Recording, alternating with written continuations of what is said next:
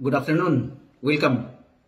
Ang video ito ay para doon sa mga nagtatanong sa akin kung nakuha ba daw ni Reverend Moon ang position sa Tree of Life, True Parents ba ni Reverend Moon, o nakuha ba niya ang Three Great Blessing. Ang sagot ko dyan is nasa libro naman ni Reverend Moon, nakasulat ang lahat, ang kasagutan.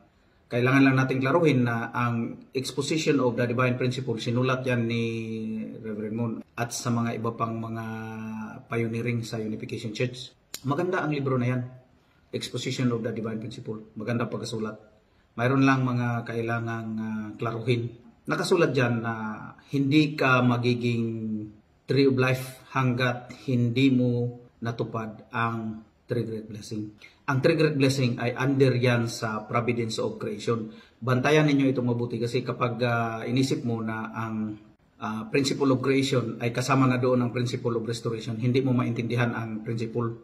Hindi mo rin maintindihan ang Exposition of the Divine Principle. Unahin mo munang intindihin na ang original na plano ay purely Providence of Creation. Walang plano ang Diyos na magkakaroon ng Providence of Restoration. Nangyari lamang na mayroong Providence of Restoration dahil hindi natupad ang kautusan o mga pamantayan sa unang panahon nila Adan at Eva. Ika nga, hindi nila talaga nakita o naintindihan kung ano man yung inutos ng Diyos noong unang panahon. Anyway, nandyan sa libro ng Exposition of the Divine Principle ang kasagutan kung true parents nga ba si Reverend Moon, nakuha nga ba niya ang position ng Tree of Life, at nakumplito ba niya ang Three Great Blessing. Unang-una, alam ng Unification Church na hindi nakuha nila Adan at Eva ang mga pamantayan, yung tatlong kautusan, ang Three Great Blessing. At dahil doon, sa pagkukulang ng ating unang mga central person, nagkaroon tayo ng tinatawag na Providence of Restoration.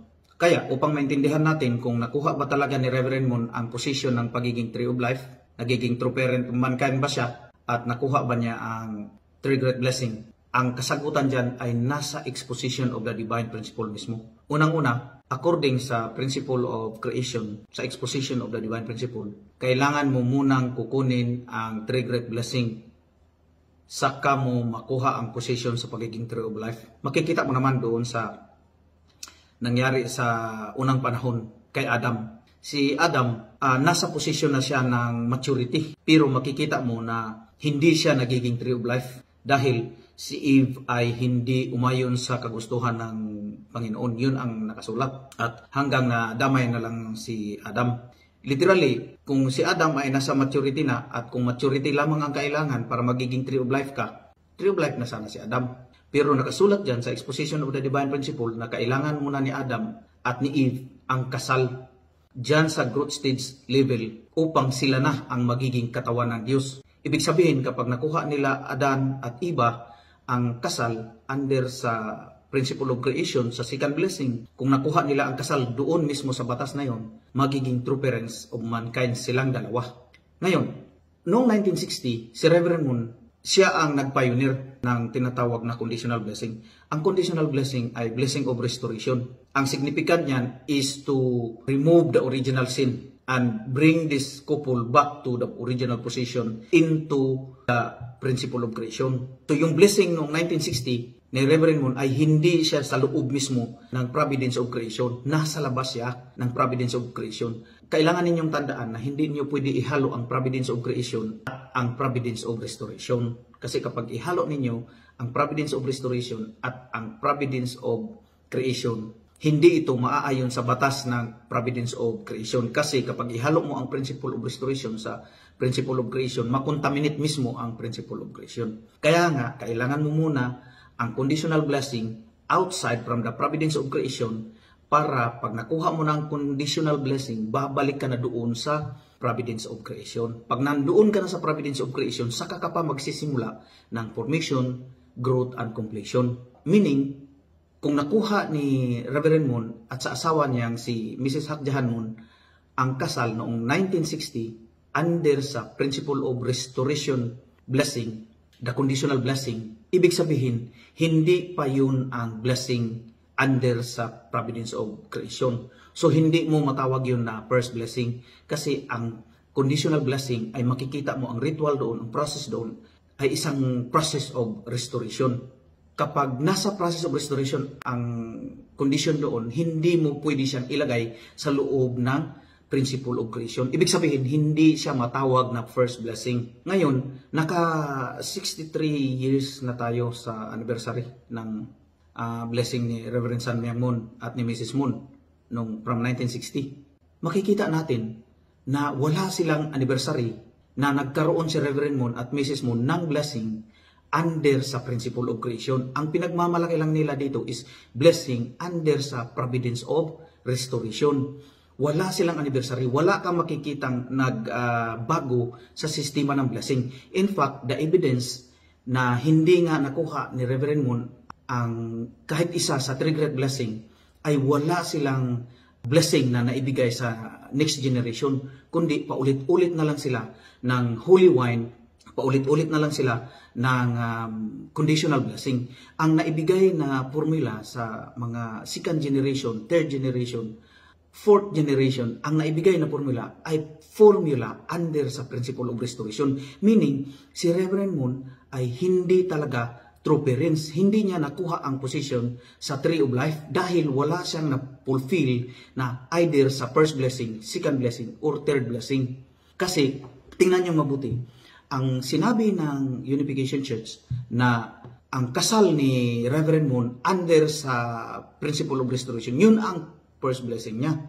Pero kung titingnan mong mabuti, mismo sa providence of creation o sa principle of creation, libro mismo ng Unification Church, hindi siya pwede dahil outside siya sa principle of creation ang kasal ni Reverend Moon. Hindi siya ginagawa under sa batas ng principle of creation. Yun ang mga hindi naintindihan ng mga kapatid nating UC. Akala nila ang principle of restoration and principle of creation magkaisa. Hindi pwede kasi magka-contaminate siya. Temporary lang ang batas ng principle of restoration, while ang batas ng principle of creation is absolute. So ibig sabihin, hindi mo pwedeng ihalo dahil ang principle of restoration ay mayroon siyang indemnity, mga suffering, mga iba pang mga hindi nakapaloob sa batas ng principle of creation. So ibig sabihin, makikita natin kung si Reverend Moon nakakuha siya ng kasal under sa principle of creation, ibig sabihin hindi siya mag-aasawa ng marami. Isa lang dapat ang asawa niya. Kung si Mrs. Moon ang asawa niya, si Mrs. Moon lang talaga ang asawa niya. At si Mrs. Moon dapat oriented siya masyado sa blessing na yun. At kung nakuha nila ang blessing under sa principle of creation, hindi mo siya pwedeng tawaging conditional blessing because that blessing is eternal. So dapat ang tawag doon is true blessing. Kaya lang hindi nakuha ni Reverend Moon ang blessing na yun dahil nga hindi niya nakita. Hindi niya ito nakita. Akala niya ang blessing niya 1960, yun na ang hudyat ng kanyang eternal blessing. Actually, it's not eternal because the conditional blessing is under the principle of restoration. So hanggat hindi maipakita ni Mrs. Moon at Reverend Moon na nakuha nga nila ang kasal under sa principle of creation, hindi sila magiging true parents of mankind. Hindi talaga. Kasi ang prerequisite ng pagiging true parents of mankind, kukunin mo muna ang kasal under sa providence of creation. So kung nakuha mo yung kasal under sa providence of creation, ibig sabihin, ikaw na ang true parents of mankind.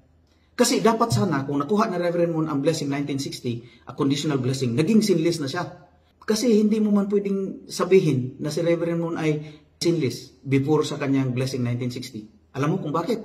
Kung sabihin mong sinless si Reverend Moon before sa kanyang blessing 1960, nag-asawa siya ng iba, full siya. Ngayon, alam natin na ang binigay ng Diyos kay Reverend Moon is conditional. That means, yan ang palatandaan na si Reverend Moon ay mayroon siyang original sin according sa kanilang libro.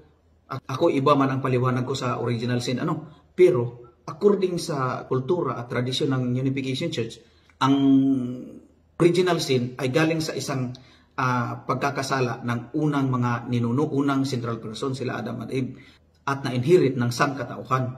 Ngayon, kung totoong sinless si Reverend Moon, dapat nung unang asawa niya, blessing under sa principle of creation.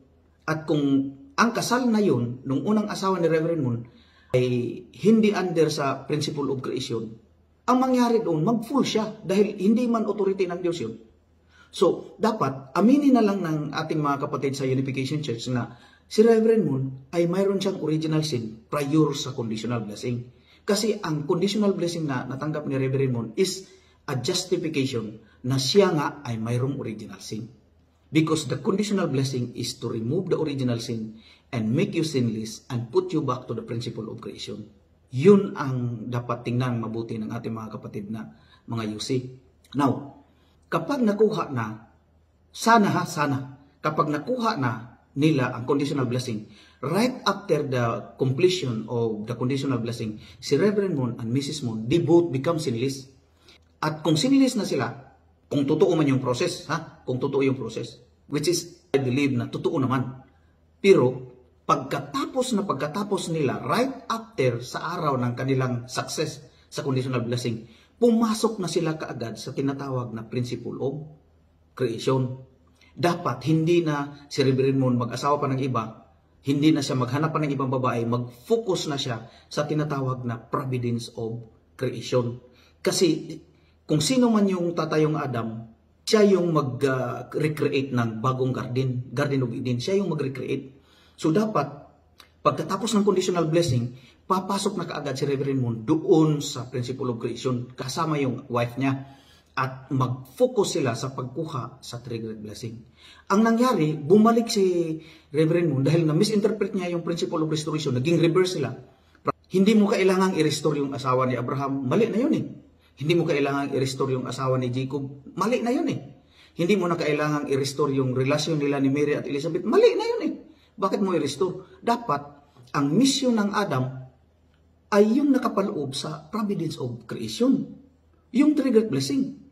Kasi kapag hindi nakuha ng Adan, o sino mang Adan, kung sino pang darating na Adan, kapag hindi nakuha ang providence of creation, ang mga pamantayan doon, lahat ng pamantayan, kapag hindi nakuha ang mga pamantayan sa loob ng providence of creation, hindi ka talaga magiging tunay na Adam. Kapag hindi mo nakuha ang mga pamantayan sa loob ng providence of creation. Now, tanong ulit, nakuha ba ni Reverend Moon ang triggered blessing? Kung nakuha ni Reverend Moon ang triggered blessing, unang effect dyan, wala ng conditional blessing ang ibigay sa second generation. Kasi ang mga second generation, sinless man sila. Bunga man sila sa good process ng mga blessed couples. Kapag bibigyan mo ang mga second generation ng conditional blessing, ibig sabihin doon, tinanggap mo ang katotohanan na ikaw bilang blessed couple, kasama na yung asawa mo, ay hindi totoo yung process mo. Hindi ka blessed couple. Kapag ang anak mong blessed child ay binigyan ng conditional blessing, ibig sabihin, palpak ang blessing ng kanyang mga magulang. Kaya dapat, hindi conditional blessing ang ibigay mo sa second generation. Dapat, kung nakakuha man si Reverend Moon ng blessing of spiritual perfection, yun ang ishare niya doon sa mga second generation. Pero makita mo, namatay na lang si Reverend Moon, nananatili pa rin siyang nagsabi na mayroong satanas, mayroong indemnity, hindi pa natapos. Ngayon, hanggang nagkagulo-gulo na ang Unification Church. Makikita mo na walang ebidensya si Reverend Moon, ang Mrs. Moon, at ang Unification Church na nakuha nga nila ang blessing under sa providence of creation. Wala talaga. Walang anniversary, walang formula, walang principle, walang standard na naiwanan. Ang standard na nanatili ngayon ay nasa providence of restoration. Tingnan mo, holy wine pa rin sila ng holy wine. Di ba ang pagkakasala ni Adan at Eva, yun ang dahilan kung bakit nagkaroon ng original sin ang mga tao. Isang problema ng Unification Church dahil naniwala sila na si Adan at si Eva, sila ang unang tao. At dahil sa paniniwalang yun, nagkaroon sila ng problema along the way. Dahil sa totoo lang, hindi naman sila Adam and Eve ang unang tao. Kinikilala sila ng Diyos na unang tao dahil sila yung unang nakakita sa standard ng Diyos. May mga tao na sa paligid. So mali yung pagkasabi ng Unification Church na kalinits natin sila Adan at Eve. No. God is only focused on the providence of creation. Kung sino yung susunod sa salita ng Diyos, papasok sila sa providence of creation. At dahil sila Adam and Eve ang nakakita sa sa katotohanan, kahit maliit lang ang kanilang nakita, pero nakita nila ang totoong Diyos, kaya sinabi ng Diyos, sila ang unang creation. Pero may mga tao na sa labas. Hindi nga lang masabi ng Diyos na sila'y tao dahil hindi sila angkop o hindi sila nag-fit in doon sa standard ng Diyos. Pero mga tao sila sa mata ng tao. Hindi rin sila enemy ng Diyos, hindi rin sila kaaway ng Diyos. Kaya lang, hindi sila nag-fit in doon sa standard o principle. Kaya hindi sila pwedeng tawagin ng Diyos na tao. Yun ang pagkakamali ng Unification Church. So, dahil sa kanilang paniniwala na si Adam and Eve, magkapatid, kaya napunta sila doon sa paniniwalang lineage, physical na lineage. Pero ang hinahanap ng Diyos, lineage ng spiritual. Makita mo naman na ang mga hentil, binigyan ng pagkakataon. So, ibig sabihin, hindi talaga problema ang lineage. Ang problema ng Diyos, yung understanding mo, kung manatili kang ignorance sa katotohanan, yun ang pinakamalaking problema ng Diyos. So, makita mo talaga na walang ebidensya ang Unification Church na si Reverend Moon and Mrs. Moon ay true parents of mankind. Sa kadahilanan na, number one, wala nga silang anniversary. Ipinagmalaki mo yung blessing na conditional blessing under sa principle of restoration. Yung victory mo sa marriage blessing under sa providence of creation, makalimutan mo, something is wrong, di ba? Something is wrong. Si Reverend Moon pa na kung mayroong kunting victory yun, mag-proclaim na kaagad. So hindi niya nakuha ang blessing under sa principle of creation. So hindi siya nagiging tree of life. That means silang dalawa ni Mrs. Moon, hindi sila true parents. They lose the position of Adam and Eve. Klarong-klaro. Ngayon, sino ba ang Adam and Eve? Napakaraming blessed couples dyan sa Unification Church. Yun ang mga bagong Adam and Eve. Hindi ba natupad ni Reverend Moon and Mrs. Moon? Tingnan mo sila ngayon, nagkagulo-gulo na sila. Mga kapatid, hindi mo pwedeng sabihin na true parents sila dahil naghirap sila. No. Suffering is not a justification for your victory. Kaya kung suffering ang justification for your victory, hindi na kailangan si Reverend Moon, si Jesus Christ, tapos na yan. Nagawa na niya, inalay nga niya buhay niya eh. But suffering is not a justification for your victory. Substantialization talaga. So kahit na anong paghihirap ninyo, kahit na paghihirap ni Reverend San Myang Moon o sa lahat ng mga Unification Church members, hanggat hindi natupad yung tinatawag na protocol under sa providence of creation, hindi ka pwedeng i-justify ng Diyos na ikaw ang true parents of mankind. Kung makuha mo yung blessing under sa principle of creation, ang effect doon, magiging true parents kayong dalawa ng asawa mo. Mayroon pang isa kasing hindi naintindihan ng Unification Church. Yung pag-explain ng exposition of the divine principle na ang tree of life si Adam. Makita mo naman na si Adam, matured na si Adam. According sa exposition. Nasa kasagsagan na siya ng individual perfection. Katulad kay Jesus Christ. Pero bakit hindi siya nagiging tree of life? So ang requirements ng pagiging tree of life, kasal. Kung makuha na ni Adam ang kasal under sa providence of creation, magiging tree of life na siya. Ibig sabihin doon, kung kasal ang prerequisite para magiging tree of life si Adam, hindi si Adam lamang ang tree of life, kundi kasama na si Eve. So yan ang mga hindi nakita ng Unification Church. That means kung balikan mo yung tree of knowledge of good and evil, hindi rin si Eve ang nakapaloob doon, kundi silang dalawa ni Adam. Kung saan, sa kapanahon ng iyon, naghahanap pa sila kung paano tuparin ang kanilang mga responsibility. Individual responsibility. Kumbaga, nasa maturity process pa sila ba? Ngunit, dahil hindi nga nila nakita, hindi sila nakaahon doon sa posisyon ng pagiging immature, hindi natupad ang tinatawag na providence of creation, yung plano ng Diyos, kaya nagkaroon ng principle of restoration. Ngayon, dumating ang panahon, dumating si Jesus at dumating si Reverend Moon na nagsabi na siya daw ang second coming of Christ. Hindi na natin batikusin yan. Pero patunayan mo. Paano patunayan? Ano ba ang mission? Sabi ni Reverend Moon na dumating daw siya upang tuparin ang mission na hindi nagawa ni Jesus Christ. Ngayon, tanungin mo sa Reverend Moon ulit. Sabi niya, ang mission daw ni Jesus Christ ay ang kukunin ang triggered blessing. Ang problema lang, pinatay si Jesus Christ at hindi nakuha ang triggered blessing. So, alam ni Reverend Moon na ang mission niya, kung akuin man niya na siya ang Lord of Second Advent, alam niya na ang mission niya ay, triggered blessing din. So, bakit niya nakalimutan? Bakit nag-focus siya sa conditional blessing? Yan ang pinakamalaking problema. Dahil, nasabi ko na kanina, na the moment na natupad na nila ang mga pamantayan sa conditional blessing, na-remove na nila ang kanilang sarili sa posisyon ng pagiging ignorante sa katotohanan. So wala na silang original sin. Si Reverend Moon at Mrs. Moon, nakaalis na sila sa pagiging under sa jurisdiction ng principle of restoration. So dapat papasok na sila kaagad sa tinatawag na principle of creation. Kapag nandoon na sila sa principle of creation, sa loob ng principle of creation, wala silang ibang gagawin kundi tapusin ang three great blessing. Pag nakuha nila ang first, second, third blessing, sila na ang magiging tree of life. Silang dalawa. At sila na rin ang magiging true parents of mankind. Hanggat wala silang isang kasal ang natupad dyan, wala silang blessing ang natupad dyan, hindi sila pwedeng magsabi na sila ang true parents of mankind. Other evidence is, may justification ba si God? Saan yung justification ng Diyos? Yan ang pinakamahalaga. Yung justification ng Diyos na nakuha nila ang pagiging tree of life. Nakuha nila ang position ng true parentship. Kasi kapag nakuha na nila ang position ng true parentship, mayroon talagang ibigay ang Diyos na justification sa kanila. At higit sa lahat, hindi sila pwedeng tatanggap ng blessing o hindi sila pwedeng magkaroon ng marriage blessing under sa principle of creation na kanila lang desisyon. Kaya nga tinatawag yan na true blessing dahil ang Diyos lamang ang mayroong may karapatang magbigay sa lahat ng proseso, formula, oras, panahon, ano ang gagawin mo, ano ang mga significance. Walang pwedeng tao o sinuman, kahit na kung si Reverend Moon man yan, hindi siya pwedeng magbigay.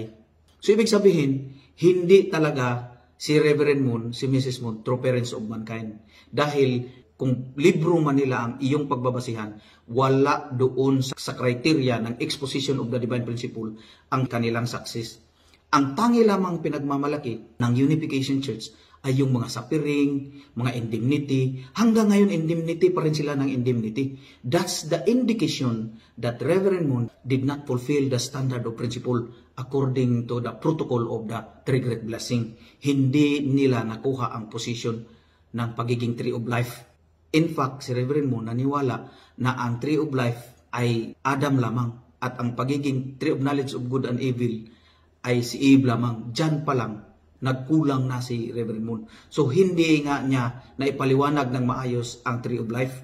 That means, hindi niya nakuha ang three great blessing. Dahil kapag nakuha mo ang three great blessing, mamaster mo ang kahulugan ng pagiging tree of life. Mamaster mo ang kahulugan ng pagiging true parents of mankind. Yan ang sagot ko sa mga nagtatanong sa akin kung si Reverend Moon ba at si Mrs. Moon ay nakuha nila ang pagiging true parents, pagiging tree of life, at nakumpleto ba nila ang three great blessing. Ang sagot ko, wala sa tatlo ang nakuha nila dahil nasabi ko na doon sa inyo kanina na wala nga silang evidence na maipakita na sila nga ang true parents of mankind. Ang ebidensya lamang na pinakita nila ay yung mga paghihirap, yung mga suffering. Hindi yan ang pinaka-prerequisite upang magiging true parents of mankind. Ang pinaka-prerequisite ay makuha mo ang kasal under sa principle of creation.